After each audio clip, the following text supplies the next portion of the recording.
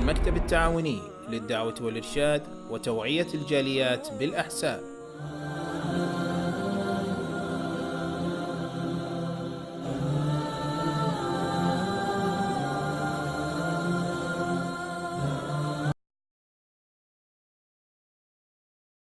السلام علیکم ورحمۃ اللہ وبرکاتہ. الحمد للہ رب العالمین والصلاة والسلام علی سید المرسلین وعلی آلہ واصحابہ واتباعہ الی یوم الدین، اما بعد. میرے بھائیوں، دوستوں، بزرگوں، عزیزوں، جناب محمد الرسول اللہ صلی اللہ علیہ وسلم کی خصوصیات سے متعلق ہمارا پچھلا درس ہوا اور یہ درس بھی اسی سے متعلق رہے گا انشاءاللہ. اور یہ اعلان پہلے سے ہو چکا ہے. پچھلے ہفتے کی اس ہفتے کا درس نبی کریم صلی اللہ علیہ وسلم کی خصوصیات سے متعلق ہوگا، اور دوسرے ذرائع سے بھی اعلان آپ سب تک پہنچا ہے اور یہی مضمون سننے کے لیے آئے ہیں. انشاءاللہ یہ اس بات کی دلیل ہے کہ جناب محمد الرسول اللہ صلی اللہ علیہ وسلم کی محبت اور آپ کی عظمت ہمارے سینوں میں، ہمارے دل میں کیسے بڑھنا چاہیے، اس کی ہمیں فکر ہے، کیونکہ یہ ہمارے ایمان کا حصہ ہے اور کمال ایمان کے لیے اس کی ہمیں ضرورت ہے. سب سے پہلے نبی کریم صلی اللہ علیہ وسلم کی جس خصوصیت کا گزشتہ ہفتے ذکر ہوا وہ یہ تھا کہ اللہ تبارک و تعالیٰ نے تمام انبیاء اور رسولوں سے اس بات پر عہد لیا تھا کہ اگر تمہاری زندگی میں محمد الرسول اللہ صلی اللہ علیہ وسلم آ جائیں، مبعوث ہو جائیں، تو آپ کی ذمہ داری یہ ہوگی کہ آپ بھی محمد صلی اللہ علیہ وسلم پر ایمان لائیں اور ان کی مدد کریں. یہ پہلی خصوصیت تھی جس کا پچھلے ہفتے کے درس میں بہت تفصیل کے ساتھ بیان ہو چکا ہے. دوسری خصوصیت یہ تھی کہ جناب محمد الرسول اللہ صلی اللہ علیہ وسلم کی نبوت و رسالت یہ ساری انسانیت کے لیے عام ہے. نہ صرف انسانیت بلکہ جناتوں پر بھی فرض ہے کہ نبی کریم صلی اللہ علیہ وسلم کی رسالت پر ایمان لائیں اور آپ کی پیروی کریں. اللہ کے نبی صلی اللہ علیہ وسلم کسی ایک خاص طبقے یا زمین کے کسی ایک خاص ٹکڑے کے لیے نبی بن کے نہیں آئے تھے، بلکہ پوری دنیا کے لیے، انسانوں اور جناتوں کے لیے، سب کے لیے اللہ تعالیٰ نے آپ کو نبی اور رسول بنا کے مبعوث فرمایا تھا. اس مسئلے کا بھی پچھلے ہفتے بہت تفصیل کے ساتھ بیان ہو چکا ہے. آج کے درس میں ہم انشاءاللہ یہ بیان کریں گے کہ نبی کریم صلی اللہ علیہ وسلم کی خصوصیات میں سے یہ خصوصیت بھی ہے کہ آپ پر نبوت و رسالت کا سلسلہ ختم ہو گیا ہے. آپ آخری نبی ہیں، آپ آخری رسول ہیں. اب آپ کے بعد نہ کوئی نبی آنے والا ہے اور نہ ہی کوئی رسول آنے والا ہے. جو شخص بھی آپ کے بعد نبوت یا رسالت کا دعویٰ کرے اور جو کہے کہ میں نبی ہوں، رسول ہوں، محمد الرسول اللہ صلی اللہ علیہ وسلم کے بعد، تو وہ شخص جھوٹا ہے، دجال ہے، افترا پرداز ہے، مکار ہے. اس کی کسی بات کا کوئی اعتبار نہیں ہوگا. اللہ تبارک و تعالیٰ نے سورہ احزاب کی آیت نمبر 40 میں ارشاد فرمایا، ما کان محمد ابا احد من رجالکم ولکن رسول اللہ وخاتم النبیین. محمد صلی اللہ علیہ وسلم تم میں سے کسی بھی مرد کے باپ نہیں ہیں، بلکہ آپ اللہ کے رسول ہیں اور نبیوں کا سلسلہ ختم کرنے والے ہیں. اللہ تعالیٰ نے یہ کیوں فرمایا کہ آپ مردوں کے باپ نہیں ہیں؟ جبکہ آپ کے بیٹے پیدا ہوئے، عبداللہ آپ کے بیٹے پیدا ہوئے، قاسم، طیب و طاہر آپ کے بیٹے پیدا ہوئے، ابراہیم آپ کے بیٹے پیدا ہوئے، آپ کے 3 بیٹے پیدا ہوئے۔ اللہ تعالیٰ نے کہا آپ مردوں کے باپ نہیں ہیں، اس لیے کہ وہ پیدا ہوئے لیکن بچپن ہی میں وفات ہو گئی، مرد نہیں بنے، ابھی پورے مرد نہیں ہوئے، بچپن ہی میں وفات ہو گئی، اور جس وقت یہ آیت نازل ہوئی اس وقت کوئی بھی ان میں سے زندہ نہیں تھا۔ تو اللہ تبارک و تعالیٰ نے فرمایا کہ محمد الرسول اللہ صلی اللہ علیہ وسلم تم میں سے کسی بھی مرد کے باپ نہیں ہیں، بلکہ آپ اللہ کے رسول ہیں اور نبیوں کا سلسلہ ختم کرنے والے ہیں۔ اب جو بھی آپ کے بعد نبوت کا جس نے بھی دعویٰ کیا، چاہے وہ غلام احمد قادیانی ہو، چاہے وہ بہائیوں کا لیڈر رہا ہو، چاہے وہ طلیحہ اسدی رہا ہو، چاہے وہ لا نبیہ نام کی عورت رہی ہو، چاہے وہ مسیلمہ کذاب رہا ہو، چاہے جو بھی جس شخص نے بھی نبوت کا دعویٰ کیا، اس سے یہی کہا جائے گا، ان سے یہی کہا جائے کہ وہ جھوٹے تھے، وہ کذاب تھے، کیونکہ محمد رسول اللہ صلی اللہ علیہ وسلم آخری نبی ہیں، اب نبوت کا سلسلہ ختم ہے۔ اور اس معنی کو ثابت کرنے کے لیے صرف یہی ایک آیت نہیں بلکہ اس کی شرح میں بہت ساری احادیث بھی موجود ہیں۔ چنانچہ صحیح بخاری میں 3535 نمبر پر، یعنی 35 کر لیجئے 2 بار، 3535 نمبر پر یہ حدیث مروی ہے جو ابو ہریرہ رضی اللہ عنہ سے روایت ہے کہ نبی کریم صلی اللہ علیہ وسلم نے فرمایا ان مثلی ومثل الانبیاء من قبلی کمثل رجل بنا بیتا فاحسنہ وجملہ الا موضع لبنہ۔ اللہ کے نبی صلی اللہ علیہ وسلم نے فرمایا کہ میری مثال اور مجھ سے پہلے جتنے انبیاء گزرے سب کی مثال ایسے ہے جیسے ایک شخص نے کوئی عمارت بنائی اور عمارت کو بہت خوبصورت، بڑا حسین و جمیل بنایا، البتہ اس عمارت میں ایک اینٹ کی جگہ خالی ہے۔ جو لوگ بھی آتے ہیں اس جگہ کو دیکھتے ہیں، اس عمارت کو دیکھتے ہیں، اس کا چکر لگاتے ہیں، اس کے حسن و جمال کو دیکھ کے بہت خوش ہوتے ہیں، کہتے ہیں یہ اینٹ لگ جاتی تو یہ عمارت پوری ہو جاتی۔ یہ ایک کمی باقی رہ گئی ہے۔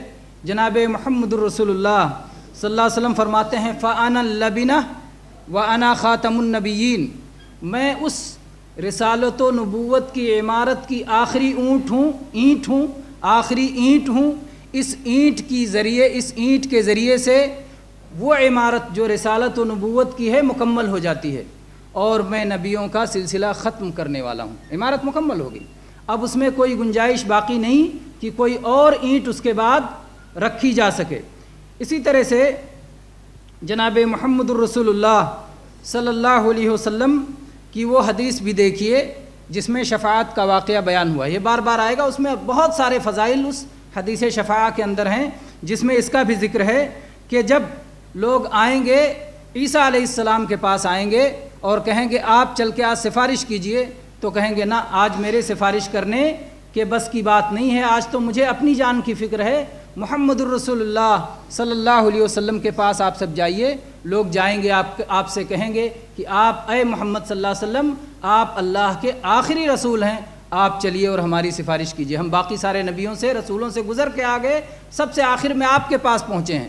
اللہ کے نبی کریم صلی اللہ علیہ وسلم فرمائیں گے ہاں انا لہا، میں سفارش کروں گا، اور جا کے آپ عرش کے نیچے سجدے میں گر پڑیں گے۔ تو اس حدیث میں بھی ہے کہ آپ آخری رسول ہوں گے، اور وہ کام جو شروع سے شروع کیا گیا آدم علیہ السلام سے لے کر کے، اور کوئی نبی جس کے لیے تیار نہیں ہوا، آخری نبی محمد الرسول اللہ صلی اللہ علیہ وسلم اس کے لیے تیار ہو جائیں گے۔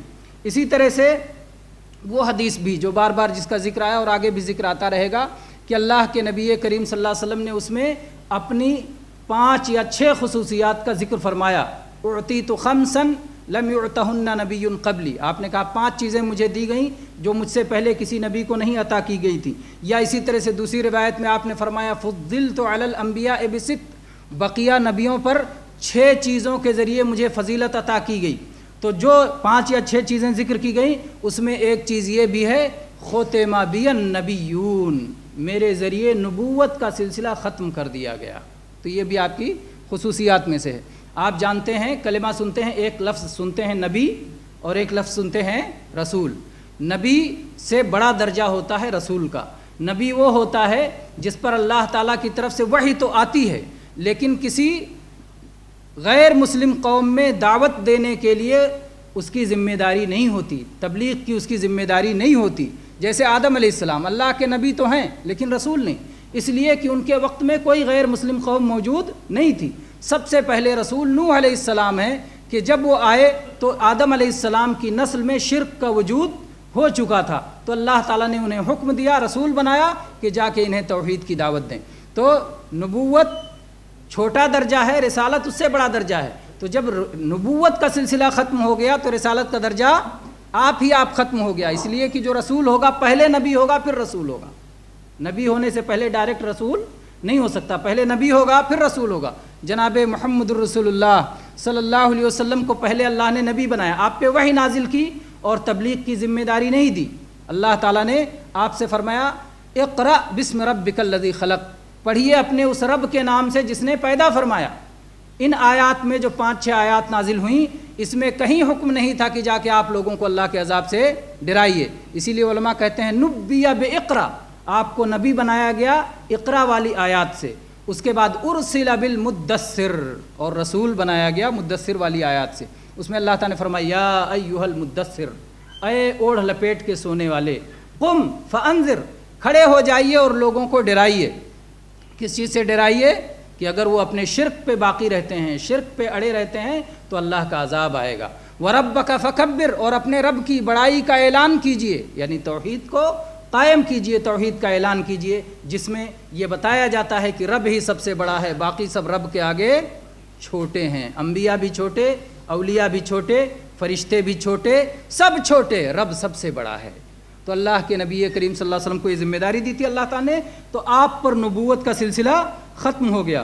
اسی طرح سے سنن ترمذی کی حدیث ہے 2272 نمبر پہ، 2272 اس نمبر پہ حدیث ہے، آپ صلی اللہ علیہ وسلم نے فرمایا ان الرسالۃ والنبوۃ قد انقطعت، کہ رسالت اور نبوت کا سلسلہ کٹ چکا ہے، ختم ہو چکا ہے۔ فلا رسول بعدی ولا نبی، میرے بعد نہ کوئی نبی آئے گا نہ کوئی رسول آئے گا۔ فشق ذلک علی الناس، لوگوں پہ یہ بات بڑی گراں گزری، نبوت کا سلسلہ ختم، وحی آنے کا سلسلہ ختم، گراں گزری۔ اللہ کے نبی کریم صلی اللہ علیہ وسلم نے فرمایا وَلَكِنَّ الْمُبَشِّرَاتِ، لیکن بشارتوں کا سلسلہ جاری رہے گا۔ مبشرات کیا ہے؟ مبشرات کے بارے میں پوچھا صحابہ نے، وَمَا الْمُبَشِّرَاتُ یا رسول اللہ، اے اللہ کے رسول جب نبوت و رسالت کا سلسلہ ختم ہو جائے گا تو یہ مبشرات کیا ہیں جو باقی رہیں گی؟ تو اللہ کے نبی صلی اللہ علیہ وسلم نے فرمایا رؤیا الرجل المسلم، ایک مسلمان شخص کا خواب، ہی جزء من اجزاء النبوہ، یہ نبوت کے حصوں میں سے ایک حصہ ہے۔ نبی کریم صلی اللہ علیہ وسلم کی نبوت کی شروعات بھی خواب سے شروع ہوئی۔ اللہ کے نبی صلی اللہ علیہ وسلم رات میں خواب دیکھتے تھے اور صبح بالکل ویسے ہی نظر آتا تھا جو رات میں آپ نے دیکھا ہوتا تھا۔ تو یہ نبوت کے 46ویں حصے میں سے ایک حصہ قرار دیا گیا ہے۔ سچے خواب کو نبوت کا حصہ کیوں قرار دیا گیا؟ اس لیے کہ خواب کے ذریعے سے مستقبل کی بعض باتیں معلوم ہو جاتی ہیں۔ نبی مستقبل کی بعض باتیں بتاتے ہیں، اللہ کے ذریعے وحی آتی ہے اور اس کے ذریعے آپ بتاتے ہیں۔ تو اسی طرح سے وحی کا تو سلسلہ ختم ہو گیا، اب مستقبل جاننے کا، غیب جاننے کا کوئی ذریعہ نہیں رہا۔ اب ایک ذریعہ ہے کہ خواب میں اللہ تبارک و تعالیٰ کسی ایمان والے بندے کو یا تو کسی چیز سے ڈرا دے کہ آگے ایسی کوئی چیز ہونے والی ہے اس سے بچ جاؤ، یا کسی چیز کی خوشخبری سنا دے۔ تو یہ مبشرات باقی ہیں جو آگے بھی باقی رہیں گی، تو یہ باقی رہیں گی۔ اور اسی طرح سے نبوت کا سلسلہ ختم ہے، اس پر اور بھی دلائل ہیں، جیسے صحیح بخاری کی وہ حدیث جو 4806 نمبر پر مروی ہے اور صحیح مسلم میں 2354 نمبر پر مروی ہے۔ نبی کریم صلی اللہ علیہ وسلم فرمایا انا العاقب، آپ نے اپنے بہت سارے نام بتائے، اس میں سے آپ نے اپنا ایک نام بتایا عاقب، اور عاقب کی تفسیر آپ نے فرمایا الذی لیس بعدہ نبی، کہ عاقب وہ ہے جس کے بعد کوئی نبی نہیں آئے گا۔ ایڑی کو عقب کہتے ہیں، جو سب سے پیچھے ہوتا ہے، ایڑی۔ تو اسی طرح سے عاقب جو سب سے آخر میں ہوتا ہے، اس کے بعد کوئی آنے والا نہیں ہوتا۔ اسی طرح سے صحیح بخاری میں 3455 نمبر پر یہ حدیث اور صحیح مسلم میں 1842 نمبر پہ ہے، کانت بنو اسرائیل تسوسہم الانبیاء کلما ہلک نبی خلفہ نبی، کہ بنی اسرائیل کی سیاست انبیاء کیا کرتے تھے۔ ان کی سیاست کسے کہتے ہیں؟ لوگوں کو ایک راستے پر چلانا جس سے امن و امان قائم رہے اور آپس میں اختلافات ختم رہیں، لوگ سب اپنے اپنے معاملات میں لگے رہیں، یہ سیاست ہوتی ہے کہ لوگوں کو ایک صحیح راستے پر چلانا۔ تو انبیاء رہتے تھے جو ان کی سیاست کیا کرتے تھے۔ جب ایک نبی ختم ہو جاتا تھا، دنیا سے چلا جاتا تھا، اللہ تعالیٰ نیا نبی بھیجتا تھا تاکہ وہ ان کی سیاست کریں، اور اللہ کے نبی نے فرمایا وَإِنَّهُ لَا نَبِيَّ بَعْدِي، میرے بعد اب کوئی نبی آنے والا نہیں ہے۔ جب آپ کے بعد نبی آنے والے نہیں ہیں تو کون سیاست کرے گا؟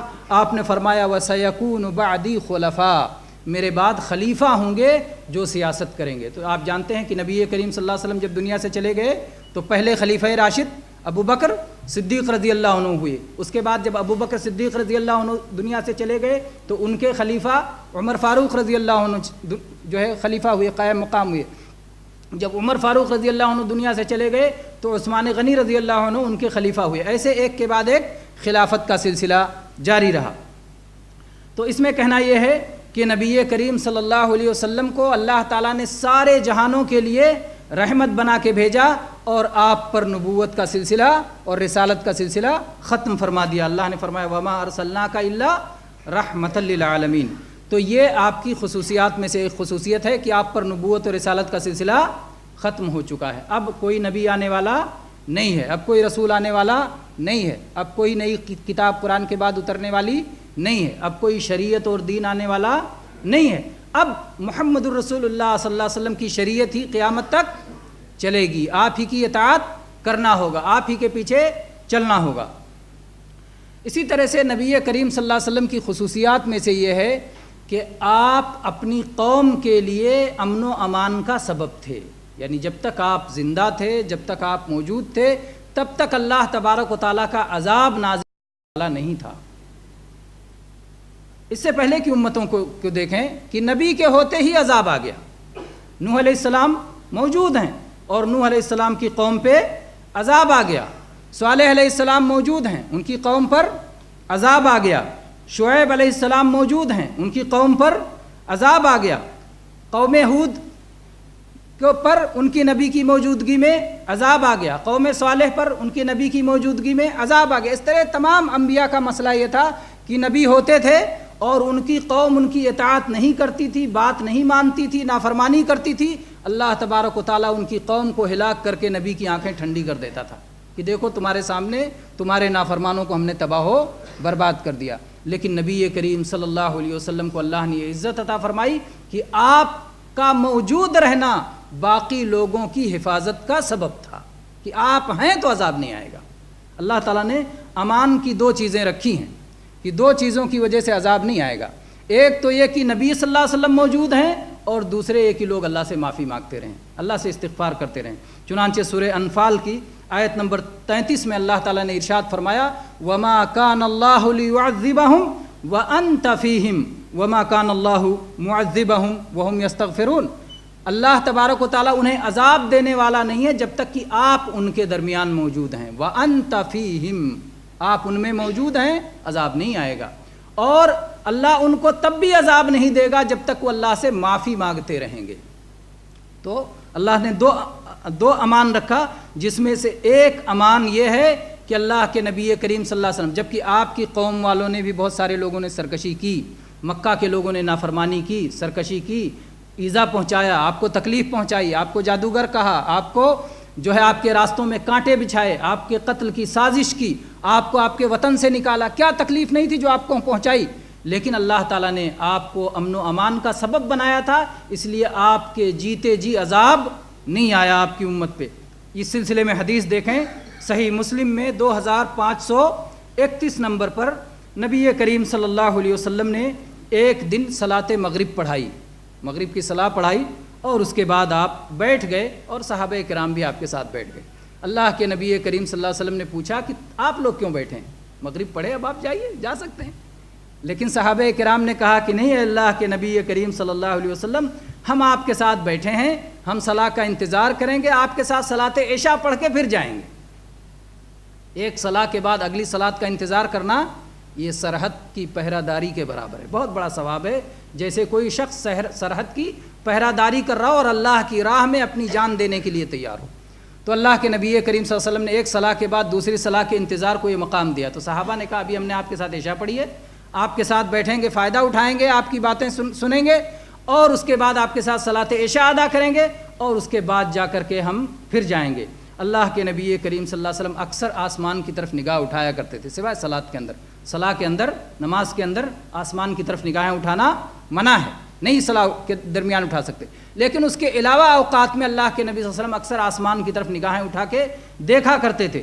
تو کہتے ہیں کہ اللہ کے نبی کریم صلی اللہ علیہ وسلم نے آسمان کی طرف نگاہ اٹھائی اور آپ نے فرمایا النجوم امنۃ للسماء، کہ یہ جو تارے ہیں نظر آ رہے ہیں یہ آسمان کے لیے امن و امان کا سبب ہیں۔ جب تک تارے موجود ہیں آسمان تباہ نہیں ہوگا، تارے موجود ہیں آسمان نہیں تباہ ہوگا، لیکن جس دن یہ تارے گر جائیں گے، یہ تارے بے نور ہو جائیں گے، یہ تارے ٹوٹ جائیں گے، آسمان کی زینت ختم ہو جائے گی، اس کے بعد آسمان بھی تباہ ہو جائے گا، قیامت آ جائے گی۔ تو قیامت سے پہلے تارے ٹوٹیں گے، پھر قیامت آئے گی۔ آسمان کو جیسے کاغذ لپیٹ دیا جاتا ہے دفتر کی شکل میں، ویسے آسمان کو لپیٹ دیا جائے گا۔ تو پہلے تارے جائیں گے، جیسا کہ قرآن پاک میں ذکر ہے وَإِذَا النُّجُومُ انْكَدَرَتْ، اور اسی طرح سے آیات میں کہ جب تارے ٹوٹ جائیں گے اس کے بعد قیامت آئے گی، اس کے بعد آسمان کو بھی لپیٹ دیا جائے گا۔ تو تارے جب تک ہیں تب تک آسمان کو کوئی خطرہ نہیں ہے، تارے ہیں تو آسمان محفوظ ہے۔ تو اللہ کے نبی کریم صلی اللہ علیہ وسلم فرمایا النجوم امنۃ للسماء، یہ تارے آسمان کے لیے حفاظت کا ذریعہ ہیں، وَأَنَا أَمَنَةٌ لِأَصْحَابِي، اور میں اپنے صحابہ کے لیے امن و امان کا ذریعہ ہوں۔ جب تک نبی کریم صلی اللہ علیہ وسلم موجود ہیں صحابہ پر کوئی خطرہ نہیں ہے، اور آپ کی امت پر جو آپ کے سامنے موجود ہے اس پر عذاب کا کوئی خطرہ نہیں ہے۔ پھر اللہ کے نبی کریم صلی اللہ علیہ وسلم نے فرمایا جب میں چلا جاؤں گا تو میرے صحابہ پہ وہ آ جائے گا جس کا ان سے وعدہ ہے، اور اس کے بعد آپ نے فرمایا وَأَصْحَابِي أَمَنَةٌ لِأُمَّتِي، اور میرے صحابہ میری امت کے لیے امن و امان کا باعث ہیں۔ کس چیز سے؟ جو بدعات، خرافات، دین میں احداث اور دین کی تبدیلی کے جو مسائل ہیں، صحابہ جب تک موجود ہیں یہ نہیں ہو سکتا ہے۔ صحابہ دین کے رکھوالے، دین کے محافظ ہیں، اور جو لوگ صحابہ سے چمٹے رہیں گے وہ بھی ان کا دین بھی محفوظ رہے گا۔ تو اللہ کے نبی کریم صلی اللہ علیہ وسلم فرمایا فَإِذَا ذَهَبَ أَصْحَابِي أَتَى أُمَّتِي مَا يُوعَدُونَ، جب میرے صحابہ چلے جائیں گے تو میری امت پہ بھی وہ وقت آ جائے گا جس کا امت سے وعدہ کیا گیا ہے۔ امت سے وعدہ کس بات کا کیا گیا ہے؟ کہ امت میں فرقہ بندی ہوگی، امت میں گروہ بندی ہوگی، امت میں بدعات پیدا ہوں گے، امت میں لوگ ادھر ادھر بکھر جائیں گے، بہت سارے لوگ اپنی رائے اور اپنے فکر اور فلسفے پر چلیں گے، اپنی روش اپنے طور پہ ایجاد کر کے اس پہ چلیں گے۔ تو صحابہ کرام کے جانے کے بعد ہی یہ سب ہوگا، صحابہ کرام کے ہوتے ہوئے یہ سب نہیں ہوگا۔ تو نبی کریم صلی اللہ علیہ وسلم نے یہاں جو آپ کی خصوصیت ذکر کی گئی کہ آپ کے جیتے جی عذاب نہیں آ سکتا ہے، یہ آپ کی خصوصیات میں سے ہے۔ اسی طرح سے نبی کریم صلی اللہ علیہ وسلم کی خصوصیات میں سے یہ بھی ہے کہ اللہ تبارک و تعالیٰ نے آپ کی زندگی کی قسم کھائی ہے۔ محمد الرسول اللہ صلی اللہ علیہ وسلم کی زندگی کی قسم کھائی ہے، چنانچہ اللہ تعالیٰ نے فرمایا سورہ حجر کی آیت نمبر 72 میں لَعَمْرُكَ إِنَّهُمْ لَفِي سَكْرَتِهِمْ يَعْمَهُونَ، لَعَمْرُكَ، آپ کی عمر کی قسم ہے، آپ کی زندگی کی قسم ہے، آپ کے حیات مبارکہ کی قسم ہے۔ تو اللہ تعالیٰ نے آپ کی قسم کھائی، اور آپ یہ بات جان لیں، اور ہر مسلمان کو یہ بات جاننا چاہیے کہ کسی بھی مسلمان کے لیے اللہ کے سوا اور کسی چیز کی قسم کھانا جائز اور درست نہیں ہے۔ اللہ کے سوا دوسرے کی قسم کھانا شرک ہے، کیونکہ جب ہم کسی کی قسم کھاتے ہیں تو گویا اس کی تعظیم کرتے ہیں، اور یہ تاثر دیتے ہیں کہ اگر ہم قسم میں جھوٹے ہیں تو وہ ہمیں نقصان پہنچائے گا۔ اگر ہم قسم میں جھوٹے ہیں تو ہم جس کی قسم کھا رہے ہیں وہ ہمیں ہلاک اور تباہ اور برباد کر دے گا۔ تو اللہ تبارک و تعالیٰ کی ذات ہی میں یہ قدرت ہے، باقی کو اللہ نے یہ قدرت نہیں دی ہے، اس لیے اللہ کے علاوہ اور کسی کی قسم کھانا درست نہیں ہے۔ بہت سارے لوگ ان کی قسم، ان کی قسم، ماں کی قسم، بیٹے کی قسم، بیٹی کی قسم، بیوی کی قسم، میری قسم، تیری قسم، جو یہ ساری قسمیں کھاتے رہتے ہیں، سب کیا ہیں؟ یہ سب شرکیہ چیزیں ہیں جن سے توبہ کرنا ضروری ہے۔ اللہ کے نبی کریم صلی اللہ علیہ وسلم فرمایا ہے من قال واللات والعزى فليقل لا الہ الا اللہ، جو کہے لات و عزا کی قسم ہے تو وہ شخص لا الہ الا اللہ پڑھ کے اپنے دین کی تجدید کرے، نئے سرے سے وہ ایمان لائے، لا الہ الا اللہ کا اقرار کرے۔ تو اللہ کے نبی کریم صلی اللہ علیہ وسلم نے ہمیں یہ تعلیم دی ہے کہ ہم اللہ کے علاوہ اور کسی چیز کی قسم نہیں کھا سکتے، نبی کی قسم نہیں کھا سکتے، کعبہ کی قسم نہیں کھا سکتے۔ کعبہ کے رب کی قسم کھائیں گے، نبی کے رب کی قسم کھائیں گے، وہی قسم کھا سکتے ہیں۔ البتہ اللہ تبارک و تعالیٰ تو اپنے بندوں کی قسم کھائے گا، اللہ سے بڑا تو کوئی نہیں ہے۔ اس لیے اللہ نے سورج کی قسم کھائی، چاند کی قسم کھائی، بہت ساری چیزوں کی قسم کھائی۔ اللہ نے جس چیز کی قسم کھائی گویا اللہ تعالیٰ یہ بتا رہا ہے کہ میں جس کی قسم کھا رہا ہوں یہ میرے نزدیک بہت اہم ہے، بہت عظیم ہے، بہت اہمیت رکھتا ہے۔ تو اللہ تعالیٰ نے جب نبی کریم صلی اللہ علیہ وسلم کی زندگی کی قسم کھائی، اس کا مطلب جناب محمد الرسول اللہ صلی اللہ علیہ وسلم کی زندگی اور آپ کی عمر اللہ تبارک و تعالیٰ کے لیے بہت قیمتی چیز ہے۔ اسی طرح سے اللہ کے نبی کریم صلی اللہ علیہ وسلم کی خصوصیات میں سے ایک اہم خصوصیت یہ ہے کہ اللہ تبارک و تعالیٰ نے آپ کو آپ کا نام لے کے نہیں پکارا۔ پکارنے میں، بلانے میں اللہ تبارک و تعالیٰ نے بقیہ انبیاء کا جہاں تک معاملہ ہے اللہ نے نام لے کے پکارا۔ آدم علیہ السلام سے اللہ تعالیٰ نے کہا یا آدم اسکن انت وزوجک الجنہ، اے آدم آپ اور آپ کی بیوی جا کے جنت میں رہو۔ تو اللہ نے کہا اے آدم، نام لے کے پکارا۔ اللہ نے نوح علیہ السلام کو کہا قیل یا نوح اہبط بسلام منا، اے نوح آپ سلامتی کے ساتھ اپنی کشتی سے اتر جاؤ۔ جب طوفان آیا کشتی میں سوار ہوئے، بعد میں کشتی رکی، اللہ نے کہا اے نوح سلامتی کے ساتھ اتر جاؤ، اور نام لے کے پکارا۔ اللہ تبارک و تعالیٰ نے موسیٰ علیہ السلام کو نام لے کے پکارا قال یا موسیٰ انی اصطفیتک علی الناس، اے موسیٰ میں نے تم کو بقیہ تمام لوگوں پر منتخب کیا ہے، چن لیا ہے، مصطفیٰ بنایا ہے۔ تو اللہ نے کہا اے موسیٰ۔ اللہ تعالیٰ نے اسی طرح سے اور بھی انبیاء کو یا ابراہیم قد صدقت الرؤیا، اے ابراہیم آپ نے اپنا خواب بالکل سچ کر دکھایا۔ اسی طرح سے اللہ تعالیٰ نے فرمایا یا عیسی ابن مریم اذکر نعمتی علیک، اے مریم کے بیٹے عیسیٰ میری نعمت کو یاد کیجئے۔ تو اللہ نے بقیہ نبیوں کو نام لے لے کے پکارا، لیکن جب محمد الرسول اللہ صلی اللہ علیہ وسلم کو پکارا تو یا محمد کہہ کے نہیں پکارا۔ اللہ نے فرمایا یا ایھا الرسول لا يحزنک الذین یسارعون فی الکفر، اے رسول آپ ان لوگوں کے معاملے میں غم زدہ نہ ہوں جو کفر میں تیزی سے بھاگ رہے ہیں، آپ غم نہ کریں۔ اللہ نے یا رسول کہہ کے، یا ایھا الرسول کہہ کے پکارا، یا ایھا النبی حسبک اللہ ومن اتبعک من المؤمنین، اے نبی اللہ آپ کے لیے کافی ہے اور آپ کی جو ایمان والے پیروی کر رہے ہیں، جو آپ کے متبعین ہیں ان کے لیے بھی اللہ کافی ہے۔ اس آیت کا ترجمہ بہت سارے لوگ گڑبڑ کرتے ہیں۔ یا ایھا النبی حسبک اللہ، اے نبی اللہ آپ کے لیے کافی، ومن اتبعک من المؤمنین اور جو ایمان والے آپ کی پیروی کر رہے ہیں وہ آپ کے لیے کافی۔ تو کہتے ہیں اللہ اور ایمان والے دونوں آپ کے لیے کافی ہیں، یہ غلط ہے۔ نہیں، اے نبی اللہ آپ کے لیے بھی کافی اور جو ایمان والے آپ کی پیروی کر رہے ہیں ان کے لیے بھی اللہ کافی، اللہ ان کے لیے بھی کافی۔ یہ صحیح ترجمہ ہے قرآن پاک کا اور یہ صحیح معنی ہے۔ تو اللہ ہی سب کے لیے کافی ہے۔ کون سی دعا ابراہیم علیہ السلام نے پڑھی تھی آگ میں جاتے ہوئے؟ حسبنا اللہ، حسبنا اللہ، اللہ ہمارے لیے کافی ہے۔ صحابہ نے جب مدینہ کو سارے جو ہے احزاب نے، ساری جماعتوں نے، سارے کفار نے، یہود نے گھیر لیا تھا جنگ احزاب کے موقع پر، تو صحابہ نے جو دعا پڑھی تھی وہ یہی تھی حسبنا اللہ ونعم الوکیل، اللہ ہمارے لیے کافی ہے اور اللہ بہترین کارساز ہے۔ تو یہ ہمیں تعلیم دی گئی۔ تو اللہ کے نبی کریم صلی اللہ علیہ وسلم کو اللہ نے جب بھی پکارا تو آپ کے نام سے نہیں پکارا، آپ کی صفت سے پکارا، رسول کہہ کے پکارا، نبی کہہ کے پکارا، مزمل کہہ کے پکارا، مدثر کہہ کے پکارا۔ آپ دیکھیں ایک مالک کے کئی غلام ہوں، کسی غلام کا نام لے کے پکارے اور کسی کو اس کے وصف ممتاز سے پکارے۔ مثال کے طور پر ایک غلام کو کہے اے مرجان، اے فلان، جو بھی نام ہو، اور ایک غلام کو کہے اے امانت دار ادھر آ، اے چالاک ادھر آ، اے ہوشیار ادھر آ، تو کس کی قدر زیادہ ہے؟ جس کو وصف کے سے پکارا جا رہا ہے۔ گویا اس کے اندر وہ خوبی ایسی ہے جو خوبی اس کے نام پہ بھاری ہے، اس خوبی کی وجہ سے اس کی پہچان ہے۔ تو جناب محمد الرسول اللہ صلی اللہ علیہ وسلم کو جب اللہ نے پکارا، اللہ تو سب کا مالک ہے، سب اللہ کے بندے ہیں۔ انبیاء کے لیے ہم ان کے بندہ ہونے کا اقرار کرتے ہیں، اشہد ان محمدن عبدہ ورسولہ، ہم اللہ سے ہم گواہی دیتے ہیں کہ محمد صلی اللہ علیہ وسلم اللہ کے عبد ہیں، اللہ کے بندے ہیں، اللہ کے رسول ہیں۔ تو سارے انبیاء اللہ کے بندے ہیں، اللہ کے رسول ہیں۔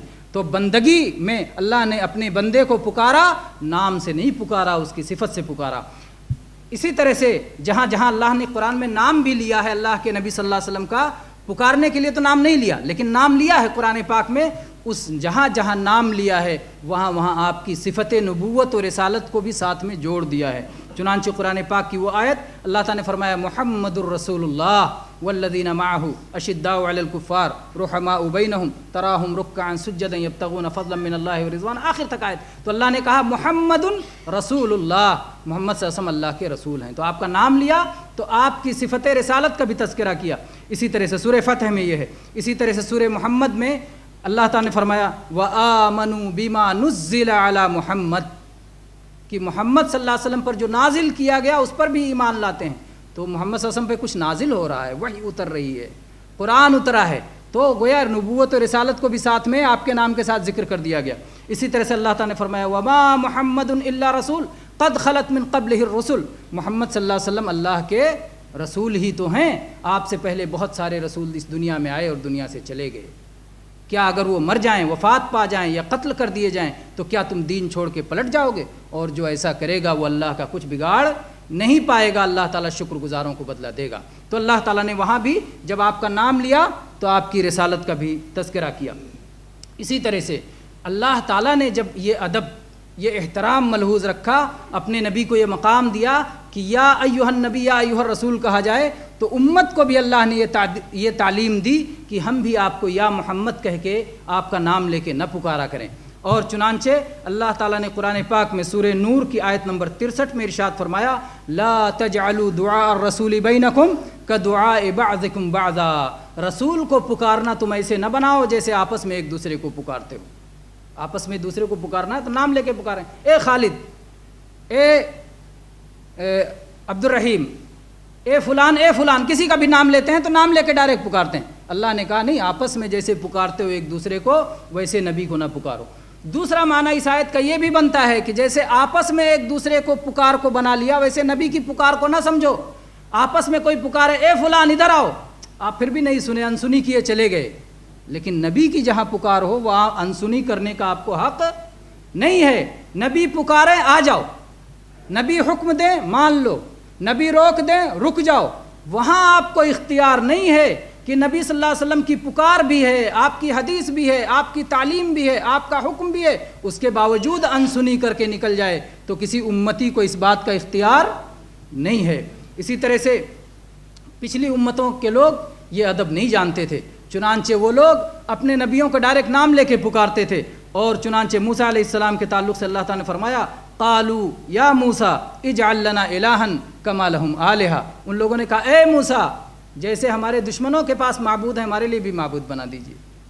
اللہ کے نبی موسیٰ علیہ السلام نے کیا کہا انکم قوم تجہلون، کہ تم نہایت جاہل اور نادان قوم ہو، ہم تو شرک کو مٹانے کے لیے آئے اور تم شرک ہی کا مطالبہ کر رہے ہو، تو اس سے بڑی نادانی کیا ہوگی۔ اسی طرح سے عیسیٰ علیہ السلام کے حواریوں نے جو ان کے مخلص ساتھی تھے انہوں نے کیا کہا اذ قال الحواریون یا عیسی ابن مریم، جب حواریوں نے کہا کہ اے مریم کے بیٹے عیسیٰ، وہاں بھی نام لے کے پکارا۔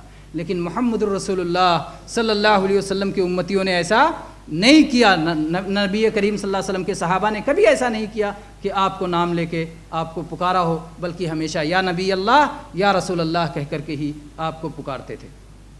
کیا اب بھی پکار سکتے ہیں؟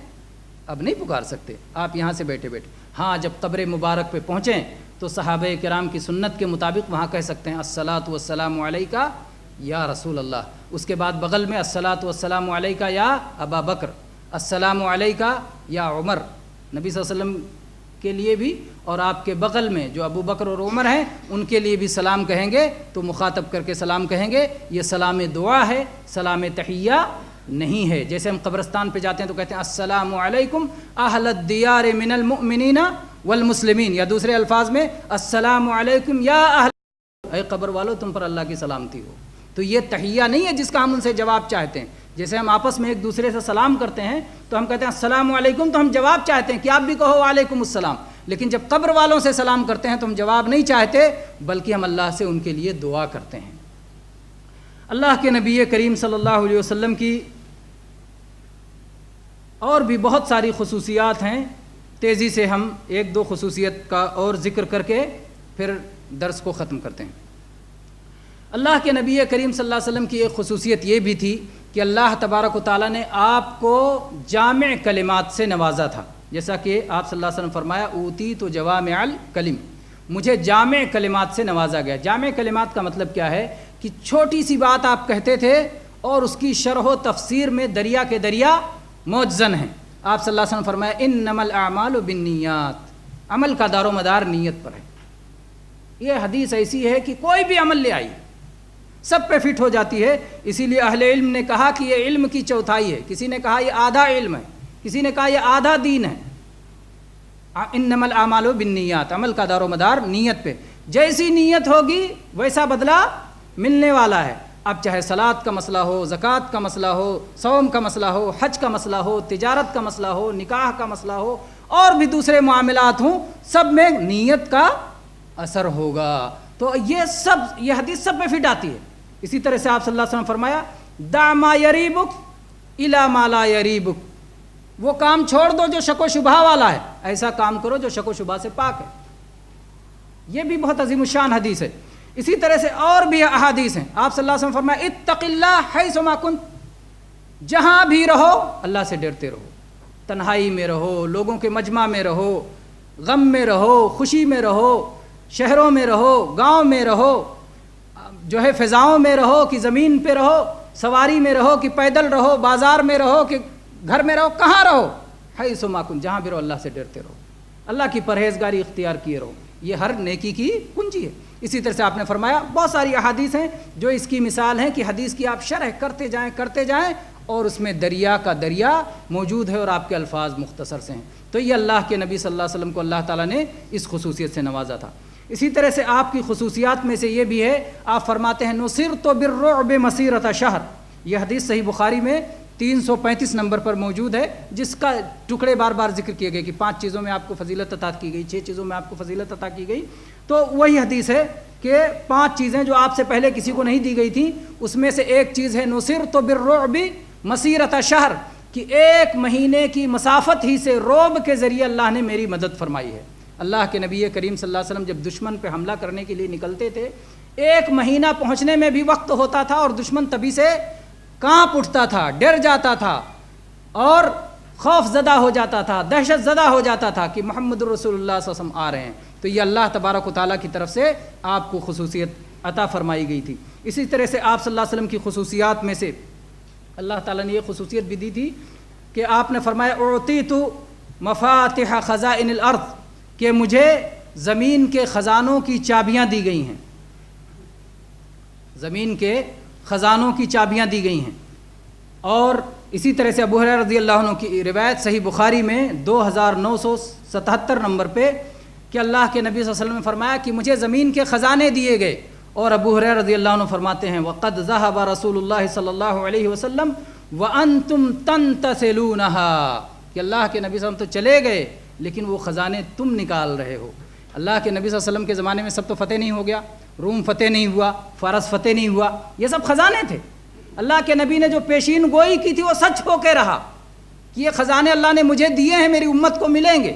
تو چنانچہ آپ کی امت کو ملے، ایران بھی فتح ہوا اور روم بھی فتح ہوا۔